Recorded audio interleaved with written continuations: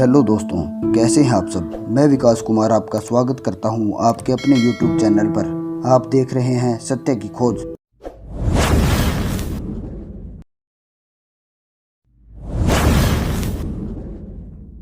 दोस्तों, जैसा कि आप जानते हैं, अभी हमने कुरान में परस्पर विरोधाभास व गलतियों के विषय में एक सीरीज शुरू की हुई है। आज उसी सीरीज की तीसरी वीडियो आपके सामने लेकर आ रहा हूं। दोस्तों, इस सीरीज को देखने और समझने के बाद कोई भी तथाकथित मुस्लिम विद्वान आपके प्रश्नों के उत्तर नहीं दे पाएगा।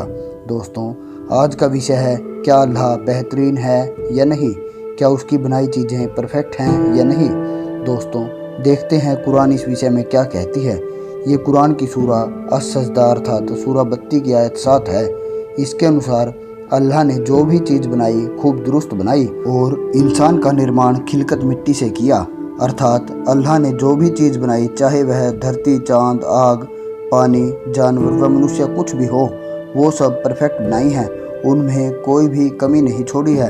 अब आपको ले चलते हैं इस्लाम की एक और मान्यता की ओर। इस्लाम की मान्यता है कि अल्लाह ने 1,24,000 पैगंबरों को मनुष्यों को अल्लाह का संदेश देने के लिए अलग अलग समय पर भेजा था, जिनमें मोहम्मद साहब अंतिम पैगंबर थे। तो इस्लाम अपने से पहले अर्थात मोहम्मद से पहले आए हुए पैगंबरों की भी मान्यता मानता है, जिनमें से कुछ मशहूर पैगंबर जैसे हज़रत ईसा, हज़रत इब्राहिम, हज़रत मूसा, हज़रत लूत आदि हुए हैं।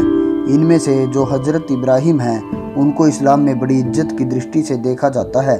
कुरान का 14वां सूरा उन्हीं के नाम पर है। कुरान में कई जगह पर इनकी तारीफ भी की गई है।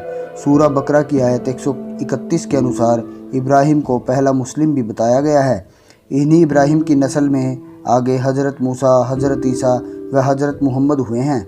इसी वजह से यहूदी, ईसाई व मुस्लिम हज़रत इब्राहिम को अपना मानते हैं। ये वही हज़रत इब्राहिम हैं जिनके द्वारा अपने बेटे इस्माइल की कुर्बानी देने के दौरान उसकी जगह अल्लाह द्वारा जन्नत से एक दुम्बा भेज देने की कहानी प्रसिद्ध है। इब्राहिम की इसी याद में इस्लाम को मानने वाले इस दिन लाखों बेजुबान मासूम जीवों की हत्या अल्लाह के नाम पर कर देते हैं। ये वही इब्राहिम है जिन्होंने अपने पुत्र इस्माइल के साथ मिलकर काबा की नींव रखी थी। तो जब इस्लाम को मानने वाले इन प्रसिद्ध नबियों को मानते हैं तो उन्हें इसी आधार पर और कुरान की सूरा 3 की आयत 3 के आधार पर भी कुरान से पहले आए ग्रंथों पर भी ईमान लाना पड़ता है, अर्थात मानना पड़ता है। तो इस आधार पर मुस्लिम बाइबल की बहुत सी बातों को मानते हैं। तो बाइबल अर्थात इंजिल के उत्पत्ति ग्रंथ अध्याय 17 की आयत 23 के अनुसार सबसे पहला खतना इब्राहिम और उसके बाद उनके बेटे इस्माइल का हुआ था। खतने के समय इब्राहिम की आयु 99 वर्ष तथा उसके पुत्र इस्माइल की आयु 13 वर्ष थी। इनके बाद से इन्हें मानने वाले खतना करवाने लगे। तो यहाँ प्रश्न यह उठता है कि जब आदम साहब को अल्लाह मियाँ ने स्वयं बनाया था, तो आदम में व उससे आगे आने वाले 1,23,000 कुछ नबियों में अल्लाह मियाँ ने ये कमी क्यों छोड़ी। जब कुरान की सूरा 32 की आयत 7 के अनुसार सब चीज़ें दुरुस्त बनाई, तो आदम का खतना करके क्यों नहीं भेजा। क्या कोई परफेक्ट डिज़ाइनर जो सर्वज्ञ हो वो अपने काम में किसी प्रकार की कमी छोड़ सकता है भला। जब कुरान के अनुसार सब दुरुस्त बनाया है, तो ये मुस्लिम अपने छोटे छोटे बच्चों पर यह जुल्म क्यों करते हैं। अब या तो ये गलत कर रहे हैं या फिर कुरान की सूरा 32 की आयत 7 गलत है। अब इन दोनों ग्रंथों में से मुस्लिम किसे महत्वपूर्ण मानते हैं। क्या कुरान महत्वपूर्ण है या बाइबल। यदि कुरान सही है तो फिर खतना क्यों, और यदि बाइबल सही है तो कुरान में सूरा 32 की आयत 7 सही कैसे। इस चर्चा से यह समझ आता है कि या तो इन दोनों ग्रंथों का ईश्वर अलग अलग है, या फिर इन दोनों ग्रंथों का जो ईश्वर है वो सर्वज्ञ नहीं है, उसे पूर्ण ज्ञान नहीं है। वो समय समय पर मनुष्यों की भांति गलतियां करता है और अपने पिछले ग्रंथ में कुछ और व अगले ग्रंथ में कुछ और बता देता है। जबकि हमने शुरू में ईश्वर के जिन गुणों पर चर्चा की थी, उनमें सर्वज्ञ होना ईश्वर का महत्वपूर्ण गुण है। यदि ईश्वर सर्वज्ञ न हो तो वो ठीक ठीक न्याय नहीं कर सकता, ठीक ठीक ज्ञान नहीं दे सकता, क्योंकि वो गलती करने के बाद फिर सुधार करता रहेगा और बार बार नए नए ग्रंथ भेजता रहेगा, जिससे कि पिछली पीढ़ियों का जो ज्ञान की कमी के कारण नुकसान होगा, उसका सीधा सीधा दोषी अल्पज्ञ ईश्वर होगा।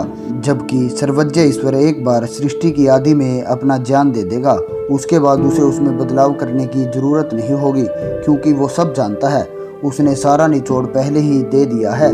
दोस्तों, मुझे समझ नहीं आता कि जब मुस्लिम कुरान को पूर्ण मानते हैं तो वो सूरह बत्ती की आयत 7 को सही मानकर छोटे छोटे मासूम बच्चों पर जुल्म करना बंद क्यों नहीं कर देते। हाँ, ये बात और है कि अब पढ़ी लिखी पीढ़ी के कुछ नवयुवक इस्लाम की इन घिसी पीटी परंपराओं को छोड़कर अपने बच्चों का खतना आदि नहीं करवा रहे हैं। कुछ विद्वान खतने के फायदे भी गिनवाने लगते हैं, पर वो फायदे गिनवाते वक्त कुरान की सूरह बत्ती की आयत 7 भूल जाते हैं। अब या तो कुरान सही है अर्थात अल्लाह सही है, या फिर आपकी वैज्ञानिक सोच। यदि खतना इतना उपयोगी होता तो अल्लाह मियाँ जरूर आदम का भी खतना करते। अब अगर उन्होंने नहीं किया है तो फिर आप लोग अपनी ये विचित्र वैज्ञानिक सोच किस प्रकार से इस्लाम में घुसेड़ रहे हो और खतना को सही सिद्ध करने की कोशिश करते हो। तो दोस्तों, ये था आज का तीसरा विरोधाभास कुरान और उसको मानने वाले लोगों में। दोस्तों, मेरा उद्देश्य किसी की भी भावनाओं को ठेस पहुंचाना नहीं है। मेरा उद्देश्य सिर्फ सत्य बताना है। यदि किसी को बुरा लगा हो तो इस वीडियो को दिल पर न लें, और गैर मजहबी जो भी इस वीडियो को देख रहे हों कृपया इन उदाहरणों को अपने पास नोट करते रहें, ताकि कभी ज़रूरत पड़े तो आप भी इन इस्लामिक विद्वानों से प्रश्न कर सकें। तो दोस्तों, मिलते हैं अगली वीडियो में अगले विषय के साथ। वीडियो देखने के लिए धन्यवाद।